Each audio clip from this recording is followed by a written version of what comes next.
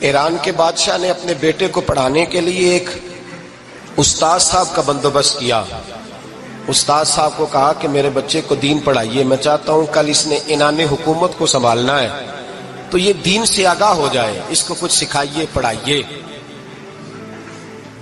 بہت نیک بزرگ بڑے درویش عالم پڑھانے لگے، اسباق مکمل ہو گئے، دین کے اسباق قرآن مجید پڑھایا، احادیث طیبہ کا درس دیا، اصول فقہ سے روشناس کرایا. جب بچے نے مکمل تعلیم حاصل کر لی اور آمین ہو گئی، دستار ہو گئی، فارغ ہو گئے، تو پھر ایک دن استاد صاحب نے کہا بیٹے کل تم نے ضرور آنا ہے، کچھ بات کرنی ہے. شہزادہ گیا ملنے استاد صاحب سے. استاد صاحب نے کنڈی لگا لی، ہاتھ میں درہ پکڑ لیا، مار مار کے پورے وجود کو زخمی کر دیا. کوئی غلطی نہیں، کوئی بات نہیں، مارا. اب بچہ آیا آ کے بادشاہ سلامت سے کہا کہ ابا جی سمجھ نہیں آئی، بڑا مارا ہے استاد. تو سیانے تھے نا بادشاہ، یہاں تو قاری صاحب روز کٹہرے میں کھڑے ہوتے ہیں، مولوی صاحب آپ نے میرے بچے کو کیوں مارا ہے؟ آپ 8,000 کے مولوی ہیں، میرا کئی کروڑ کا بچہ ہے، سویرے بدل لیں گے. خبردار آپ نے بچے کو ہاتھ لگایا، اپنی حیثیت میں رہے معاذ. جو قومیں استادوں کو کٹہروں میں کھڑا کرتی ہیں وہ ترقی نہیں کر پاتی. جو استادوں کو کٹہروں میں روز کھڑا کرتے ہیں. کہا ابا جی بڑا مارا ہے، تو والد بڑے سمجھدار تھے، کہنے لگے بیٹا استاد باپ ہوتا ہے، وہ زیادتی نہیں کرتا، کوئی بات ہوگی میں تیرے استاد کو کٹہرے میں نہیں بلاؤں گا. اماں سے بات کی، اماں کہنے لگی بیٹا میں تیرے باپ سے کیسے بات کروں، ڈرا تھا. وقت گزر گیا، 22 سال بیت گئے، 22 سال گزر گئے. بادشاہ کا انتقال ہوا، شہزادہ تخت پہ بیٹھا. پہلا حکم یہ دیا کہ میرے استاد کو بلاؤ. پہلا حکم. استاد جی بوڑھے ہو گئے تھے، چھڑی کے اوپر ٹیک لگا کے آئے اور بھویں سفید ہو کے جھک گئی تھیں.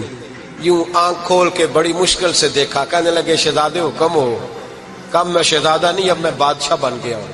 استاد جی 22 سال بیت گئے، آپ نے مارا تھا، پر وہ درد چونکہ زیادتی کی تھی، میرا قصور کوئی نہیں تھا، تو نہ میری روح سے درد گیا ہے نہ میرے جسم سے گیا ہے. میں بے اختیار تھا، پوچھ نہیں سکتا تھا، آج با اختیار ہوا ہوں. سب سے پہلے پہلا حکم آپ کو دیا، بلایا ہے، بتائے کیوں مارا تھا، کیوں مجھے مارا تھا، میری زیادتی بتائے. تو استاد بوڑھے استاد کی آنکھیں آنسوؤں سے بھر گئیں. کہنے لگے بیٹے بس آج کے دن کے لیے مارا تھا، یہ جو دن آ گیا نا میری زندگی میں اس لیے مارا تھا، یہ میں چاہتا تھا میری زندگی میں وقت ہے، آج کے بس میری مراد پوری ہو گئی. کہ صاحب کس لیے، مجھے بھی سمجھائے. آپ فرمانے لگے کتنی دیر ہو گئی تجھے مار کھائے ہوئے، کتنا زمانہ بیت گیا. کہنے لگا 22 سال. فرمایا زخم بھولے تو نہیں، درد ختم تو نہیں ہوئی، تمہیں بات 1 منٹ کے لیے بھی تمہارے حافظے سے محو تو نہیں ہوئی. کہ استاد جی روز رات کو یاد آتی، روز خیال آتا تھا. استاد کہنے لگے بھائی تو بے اختیار تھا، پوچھ نہیں سکا، 22 سال تجھے یاد رہا، مجھے پتا تھا تو ایک دن حکمران بنے گا.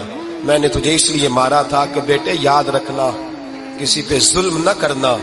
اگر تجھے 22 سال تک یاد رہا ہے تو جس پر تو ظلم کرے گا اسے بھی قیامت تک یاد رہے گا. اور یہ یاد رکھنا تو آج با اختیار ہوا تو تو نے مجھے بلا لیا ہے، قیامت کے دن غریب با اختیار ہو جائیں گے، مظلوم با اختیار ہو جائیں گے. وہ با اختیار ہوں گے للہ الواحد القہار، رب کریم کی بارگاہ کے اندر ان کا اختیار ہوگا، اکیلے اللہ کی حکمرانی ہوگی. پھر وہ بلائیں گے بڑے بڑے کج کلا، دنیا میں جن کی پگڑیاں اونچی تھیں وہ سر جھکائے کھڑے ہوں گے.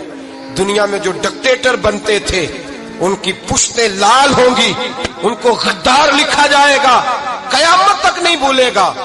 ظلم کرنا تو سوچ سمجھ کے کرنا، اتنا کرنا جتنا تم سہ سکتے ہو، اتنی زیادتی کرنا جتنی قیامت میں تم برداشت کر سکتے ہو.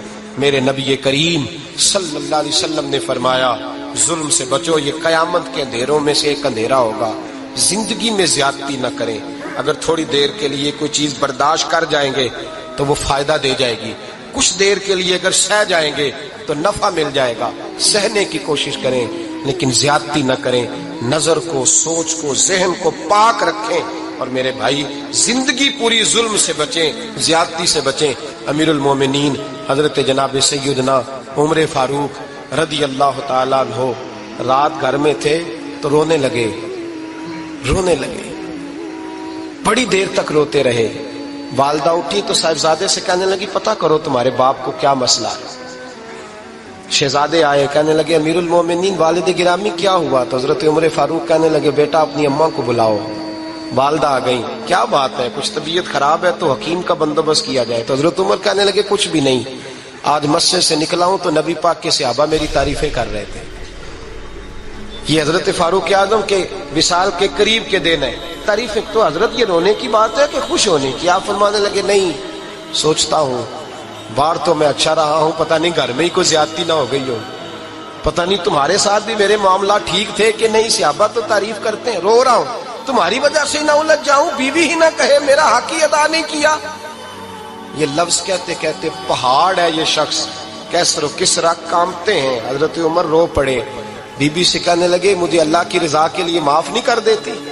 میرے اوپر بوجھ تھا امت کا، میں ساری رات مدینے کی گلیوں میں پھرتا تھا، دن سارا مسجد میں گزرتا تھا، میں تجھے وقت نہیں دے پایا، معاف نہیں کر دیتی؟ تو زوجہ کہنے لگی نہیں عمر، میں نے بھی زندگی میں اپنا کوئی سکھ چین نہیں دیکھا، کوئی چاؤ پورا نہیں کیا، میں کیسے معاف کر دوں؟ میں نہیں معاف کرتی۔ حضرت عمر زمین پہ بیٹھ گئے، رونے لگے، کہنے لگے چل معاف کر دے۔ کہنے لگی ایک وعدہ کرو، قیامت کے دن رب کریم کی بارگاہ میں میری سفارش کرو گے؟ اللہ کی بارگاہ میں عرض کرو گے کہ اللہ اچھی تھی، مجھے کپڑے دھو کے دیتی تھی، روٹی پکا کے دیتی تھی، میری عزت کی محافظ تھی؟